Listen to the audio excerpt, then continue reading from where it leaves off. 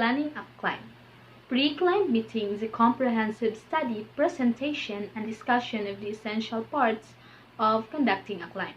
A plan to climb must first be submitted and approved by the officers of the organization in order to be designated as an official climb.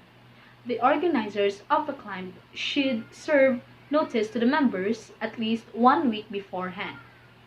Organizational regulations requires that all the participants of the climb conduct a pre-climb meeting at least 3 days before the start of the climb. The objectives of the climb determine the level of your preparation. Minor climbs, major climbs, training climbs, guide-shape climbs, clean-up climbs, and exploratory climbs. Minor climbs. These are mountains that could be easily trekked within a 4 or 6 hour period. Major climbs. These are mountains with a higher degree of difficulty. The trip could take 3 or more days with an average trekking time of 7 or more hours per day. Clean-up climbs. These are climbs where you have paying clients that are guided up a mountain of their choice. LNT are also taught in every participant. Training climbs. The primary purpose of these climbs is to meet the training requirements of the applicants of the club. The organizers provide its applicants with a progressive climbing program which gradually trains and prepares them for harder ascents. Exploratory climbs.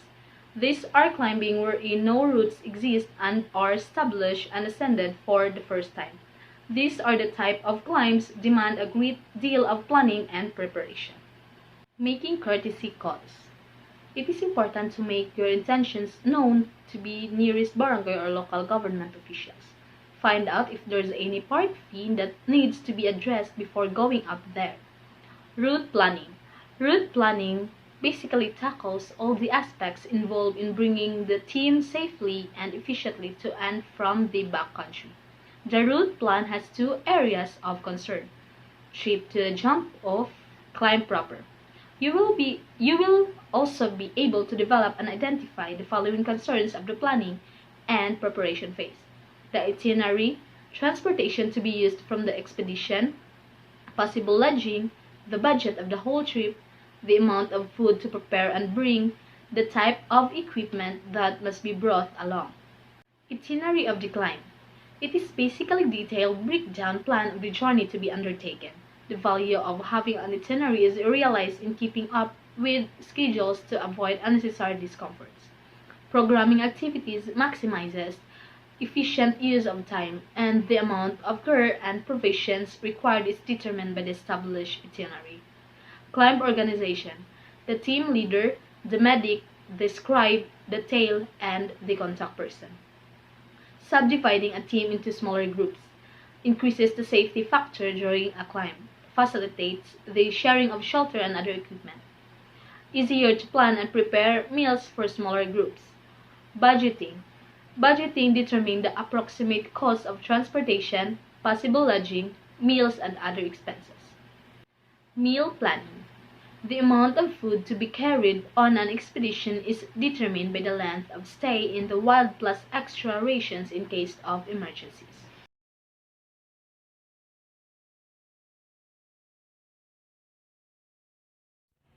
Muscle strengthening exercises.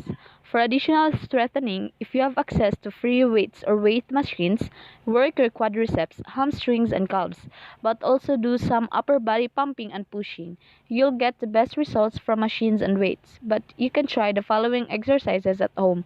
The first 2 strengthening the quadriceps muscles at the front of the thigh.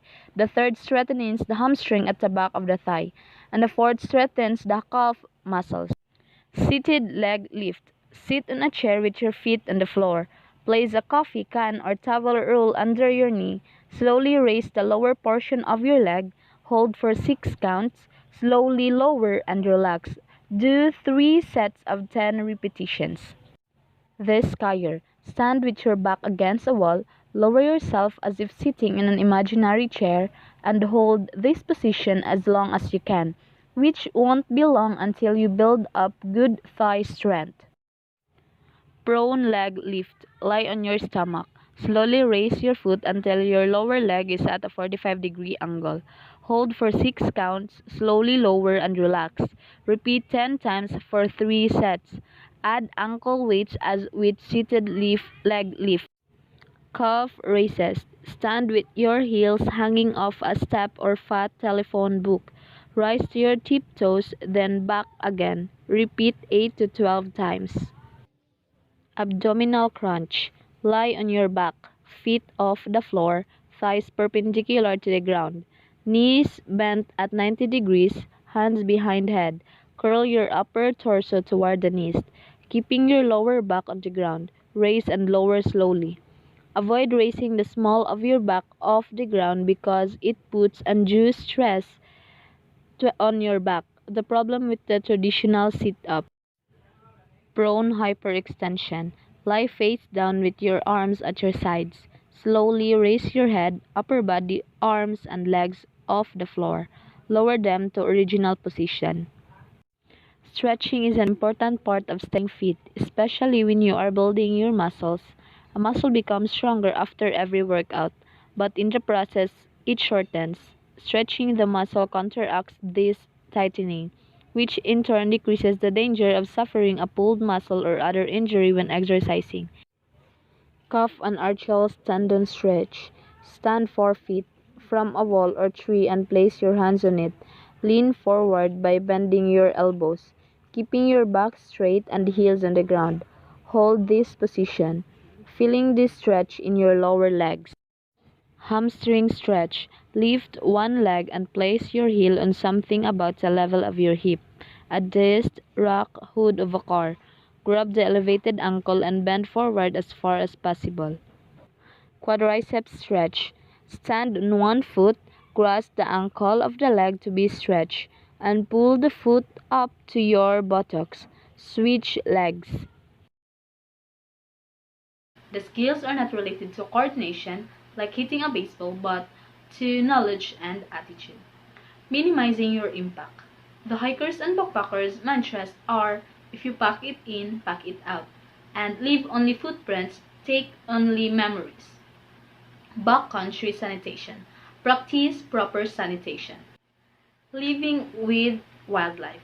Never feed any animals, even accidentally by dropping food at your campsite or tossing biodegradable litter into the woods. Feeding wild animals teaches them to associate humans with food, which encourage them to become pests, beggars, and thieves, a real problem in bear country. Breaking in your boots. A Chinese proverb says, forget your troubles, wear tight shoes. The leave no trace principles of outdoor ethics. Plan ahead and prepare, travel and camp on durable surfaces, dispose of waste properly, leave what you find, minimize campfire impacts, respect wildlife, be considerate of other visitors. Trail management, trail regulations, trail techniques, signaling, group formation, pacing, rest, and river crossing. Equipment you need for hiking and backpacking. The first one is the boots, because for both day hiking and backpacking, your first concern is your feet because you won't do much walking without happy ones. Hikers wear boots instead of shoes because boots provide two main kinds of protection. Lateral support so you don't twist an ankle, and a shield for your soles from the sharp rocks and pounding. Other group equipment are the utility rope, lamp, group first aid kit, compass, and topographic map. Electronic communication. The claiming checklist. Food provision. Survival kit or emergency ration. First aid kit. Repair kit. Toiletries. Optional items are the rubber bands or garters, camera and tripod, umbrella, stool, face towel, tarp shelter and strings, hammock with 3 hugger, safety pins, back cover, walking sticks. The best way to stay organized and make sure that you have everything is to work from a checklist.